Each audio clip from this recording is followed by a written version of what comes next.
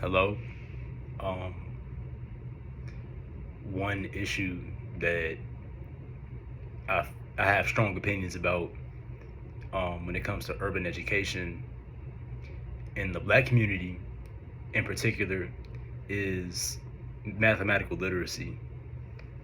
Um, I'm a 6-year undergraduate student doing a dual degree in physics and electrical engineering, and I'm very interested in pure mathematics. I can just show you around my room. You can see, all these textbooks and whatnot on different areas of mathematics. This is just what I do. This is my life.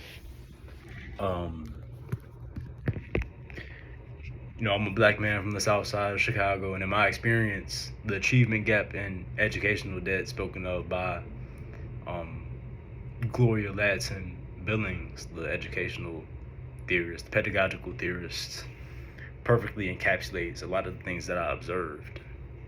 Um, Even though I had good educational opportunities due to my parents instilling, you know, the principle of holding education in high regard, and also sheer luck and blessings that I got just because, um just through sheer privilege. What I observed growing up in underrepresented communities, in the black community, was a culture that does not hold education in very high esteem, and a culture that is somewhat, you know, you can ask a person on the street, what would you, what if you were to go to college, what would you major in? And you might offend that person by asking them that question. And it's a very strange and bizarre experience being in university, majoring in, this sort of thing. For one, because it's relatively rare to see, um, you know, black folks from the inner city majoring in something like this. A lot of the students that I come into contact with in, like, a lot of the black students that come into contact with that major in these sorts of like STEM adjacent fields are not necessarily black folks from the inner city. They're not really black folks from urban areas. There are a number of us, but it's just not as common. Like, a lot of the black folks that you'll see that major in a hard science or a mathematical science, they tend to be you know students from African descent. Um, that's just something that I've noticed. But it's definitely a very strange and bizarre experience being in university. Like, my brother was shot a couple of days before my first quantum mechanics exam. And a lot of the issues that minority communities in the United States face are very near to me.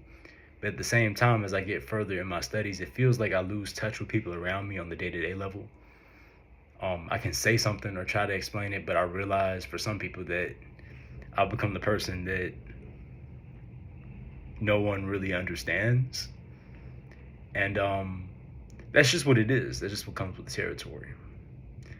Uh, I read up about Bob Moses and the Algebra Project, and his goal really resonated with me because, in all honesty, I feel that the United States on average is illiterate in both the mathematical and, like, actual literary sense, like reading comprehension. Um, my mom works for Chicago Public Schools at a elementary school in a tough neighborhood on the south side. The stories that I hear about from a lot of the students are heartbreaking, to say the very least. And many of the students are in, third grade and don't know how to write their name, or in the sixth grade and don't know their multiplication tables. I mean, on a broader scale, I've even heard that the curriculum has removed teaching students how to read an analog clock from the curriculum. And, like, that is absurd to me, because knowing how to read an analog clock is important both in itself, as in a person being able to tell the time is an important thing, but it's also a good motivating starting point, like a good motivation for learning more math. It's a good motivating example for learning more mathematics. Like for example, you can teach modular arithmetic from a clock.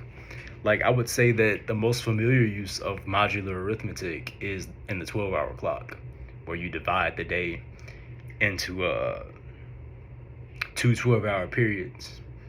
So, for example, right, I have like a toy clock right here. If the time right now is 9 p.m., right? If I say let time pass for 8 hours, right? Then 8 hours later,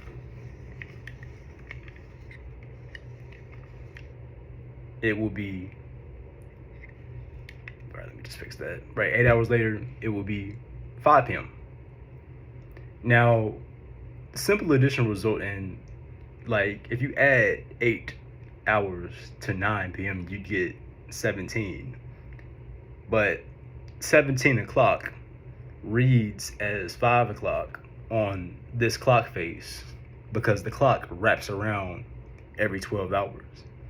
And the hour number starts over at 0 when it reaches 12. And in this sense, we say that 17 is congruent to 5 modulo 12, so that 9 plus 8 is congruent to 5 modulo 12. So in arithmetic modulo 12, 17 and 5 are essentially the same. So that's just one example. But modular arithmetic actually has a lot of applications in a lot of different areas.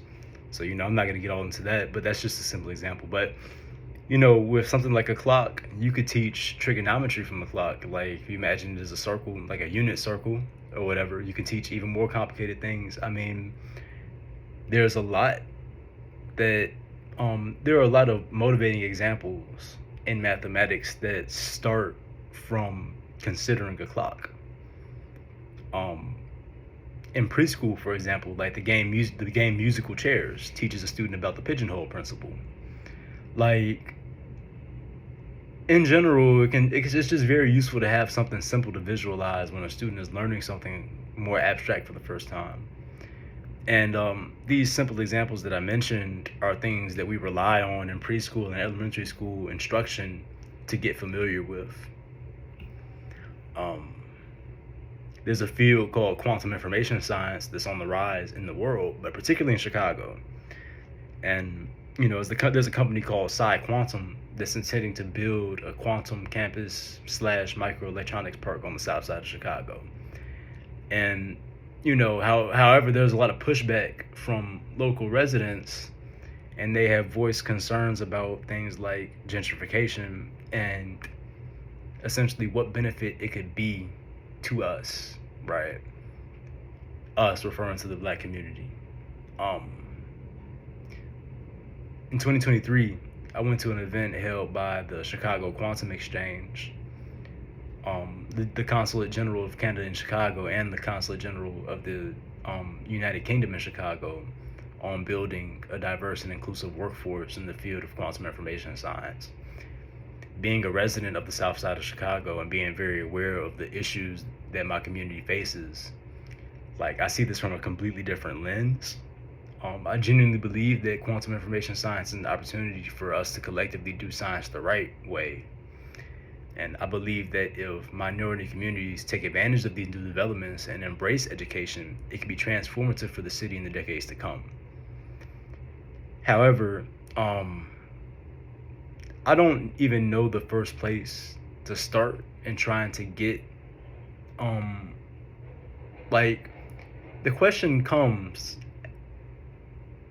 becomes, how can we receive or hear, like, a message like this when there are so many other things going on in the life of an average person in the Black community from a cultural standpoint, from a socioeconomic standpoint, that act in direct opposition to progress towards that goal. And like, that's an important question, and like that's just a question that's difficult to answer. It feels very difficult to relate to people sometimes, because most people who study mathematics or physics, in my experience, don't deal with these kinds of issues.